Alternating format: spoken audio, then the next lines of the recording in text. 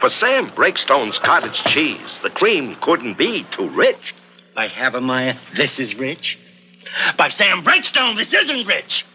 Tell Havemeyer it's richer, but not rich enough. Because Sam was so demanding then, his all-natural cottage cheese is so smooth, rich, and creamy now. And tell Havemeyer, you make a nice, rich cream. And don't forget my delicious low-fat cottage cheese. I made it smooth and creamy, and with less fat.